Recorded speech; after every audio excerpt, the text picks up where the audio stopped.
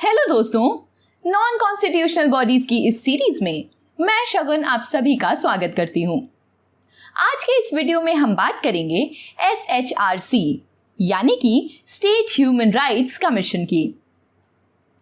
दोस्तों, आगे बढ़ने से पहले आपको बता दें कि मेरी सभी वीडियो अपडेट्स के लिए आप मेरा टेलीग्राम चैनल ज्वाइन कर सकते हैं। तो आइए शुरू करते हैं। दोस्तों, ईयर 1993 में पार्लियामेंट द्वारा enacted protection of human rights act 1993 सिर्फ नेशनल ह्यूमन राइट्स कमीशन की ही नहीं बल्कि स्टेट लेवल पर स्टेट ह्यूमन राइट्स कमीशन को क्रिएट करने की भी बात करती है। और इसीलिए नेशनल ह्यूमन राइट्स कमीशन की ही तरह ये भी एक नॉन कॉन्स्टिट्यूशनल स्टैट्यूटरी बॉडी है जिसे 26 स्टेट्स ने ऑफिशियल गैजेट नोटिफिकेशन के थ्रू कॉन्स्टिट्यूट किया है। ये कमीशन सिर्फ उन ह्यूमन राइट्स के वायलेशन में इंक्वायरी कर सकती है जो स्टेट लिस्ट और कॉन्करेंट लिस्ट में मेंशन सब्जेक्ट से कंसर्न्ड है। लेकिन अगर किसी केस में पहले से ही नेशनल ह्यूमन राइट्स कमीशन या फिर किसी और स्टैट्यूटरी कमीशन में इंक्वायरी चल रही हो तो स्टेट ह्यूमन राइट्स कमीशन उसमें इंक्वायरी नहीं कर सकता। अगर सेंट्रल गवर्नमेंट चाहे तो यूनियन टेरिटरी ऑफ दिल्ली के अलावा किसी भी यूनियन टेरिटरी के ह्यूमन राइट्स से related functions state human rights commission को दे सकती है, जबकि यूनियन टेरिटरी ऑफ दिल्ली के ह्यूमन राइट्स से related functions national human rights commission ही देखती है। आइए अब इसके कॉम्पोजिशन को समझ लेते हैं।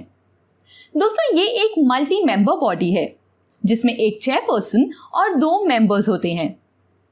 कमीशन के चेयरपर्सन या तो हाई कोर्ट के रिटायर्ड चीफ जस्टिस या हाई कोर्ट के जज को बनाया जा सकता है। इसके साथ साथ हाई कोर्ट के सर्विंग या रिटायर्ड जज या डिस्ट्रिक्ट जज जिन्हें कम से कम 7 साल डिस्ट्रिक्ट जज का एक्सपीरियंस हो, और एक ऐसे मेंबर जो ह्यूमन राइट्स से रिलेटेड नॉलेज या एक्सपीरियंस रखते हो, उनको कमीशन के मेंबर्स बनाया जा सकता है।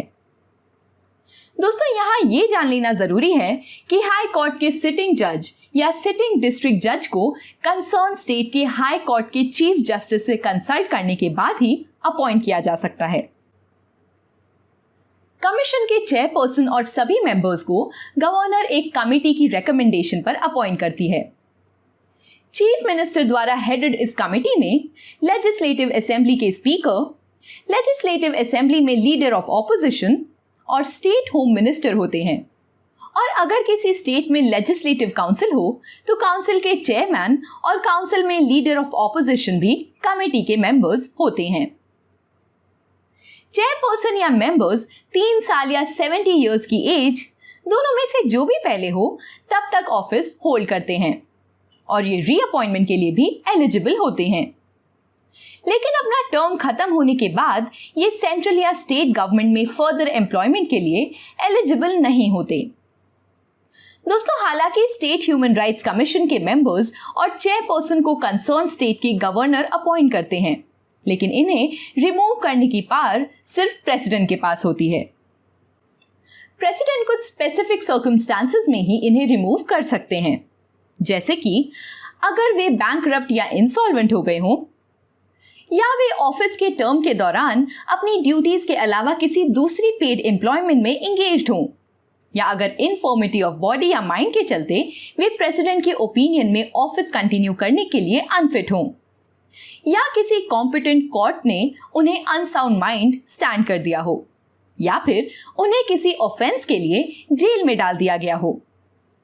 इसके अलावा प्रेसिडेंट प्रूव मिसबिहेवियर या इनकैपेसिटी के आधार पर भी इन्हें रिमूव कर सकते हैं।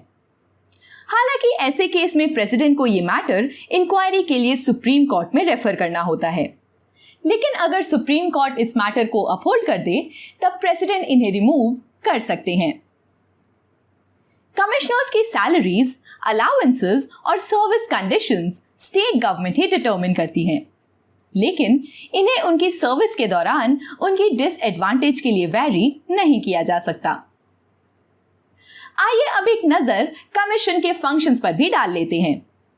दोस्तों, कमीशन के मेजर फंक्शंस होते हैं किसी कोर्ट के ऑर्डर पर, पेटिशन पर या फिर सुओ मोटू ह्यूमन राइट्स के वायलेशन की या वायलेशन को रोकते समय किसी पब्लिक सर्वेंट द्वारा की गई नेग्लिजेंस की इंक्वायरी करना।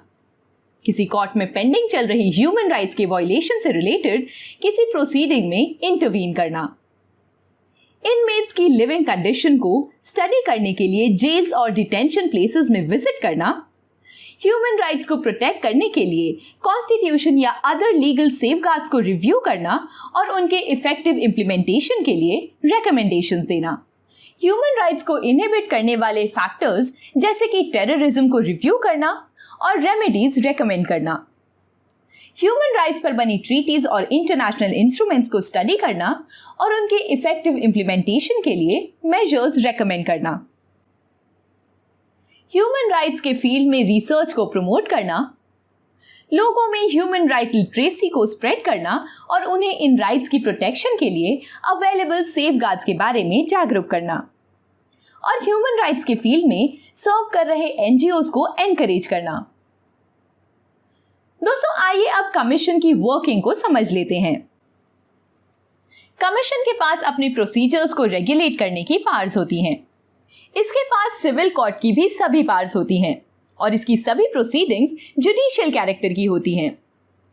इसके पास स्टेट गवर्नमेंट या किसी सबऑर्डिनेट अथॉरिटी से कोई भी रिपोर्ट या इंफॉर्मेशन मांगने की पावर भी है। यहाँ नोट करने वाली बात यह है कि नेशनल ह्यूमन राइट्स कमीशन की ही तरह ये कमीशन भी ह्यूमन राइट्स को वायलेट करने वाली किसी भी एक्ट को उसके होने से 1 साल के अंदर ही इंक्वायर कर सकती है। मतलब ये कि 1 साल पूरा होने के बाद कमीशन के पास उसमें इंक्वायरी करने की पावर्स नहीं होती। इंक्वायरी करते समय या उसके कंप्लीशन के बाद कमीशन कंसर्न स्टेट गवर्नमेंट या अथॉरिटी को विक्टिम को कॉम्पनसेशन या डैमेज का पेमेंट देने के लिए या इमीडिएट इंटरिम रिलीफ देने के लिए कह सकती है। साथ ही साथ नेसेसरी डायरेक्शंस, ऑर्डर्स या रिट्स के लिए ये सुप्रीम कोर्ट या हाई कोर्ट को भी अप्रोच कर सकती है। दोस्तों, अगर हम कमीशन के रोल की बात करें तो हम ये कह सकते हैं कि इसके फंक्शंस मेनली रेकमेंडेटरी नेचर के होते हैं। ये न तो ह्यूमन राइट्स के वायलेटर्स को पनिश कर सकती है और न ही विक्टिम को कोई भी रिलीफ दे सकती है।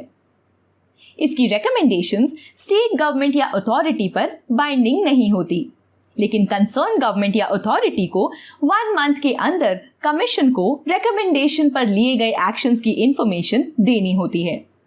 दोस्तों, क्या आप जानते हैं कि वायलेशन ऑफ ह्यूमन राइट्स के स्पीडी ट्रायल के लिए protection of human rights act 1993 her district में ह्यूमन राइट्स कोर्ट के एस्टैब्लिशमेंट की बात भी करती है। स्टेट गवर्नमेंट और उस स्टेट के हाई कोर्ट के चीफ जस्टिस की कॉन्करेंस से इन ह्यूमन राइट्स कोर्ट्स को सेटअप किया जा सकता है और हर ह्यूमन राइट्स कोर्ट के लिए स्टेट गवर्नमेंट एक पब्लिक प्रोसिक्यूटर स्पेसिफाई करती है या एक ऐसे एडवोकेट को स्पेशल पब्लिक प्रोसिक्यूटर अपॉइंट करती है जिसने 7 साल प्रैक्टिस की हो। तो दोस्तों, यही थी स्टेट ह्यूमन राइट्स कमीशन से रिलेटेड इंपॉर्टेंट जानकारी। उम्मीद करती हूँ कि आपको ये वीडियो यूजफुल लगी होगी। पॉलिटी के इंपॉर्टेंट टॉपिक्स को ब्रीफ में समझने के लिए जुड़े रहिए स्टडी IQ एजुकेशन से। मिलते हैं अगले वीडियो में एक और नॉन कॉन्स्टिट्यूशनल बॉडी के साथ। Thank you for watching.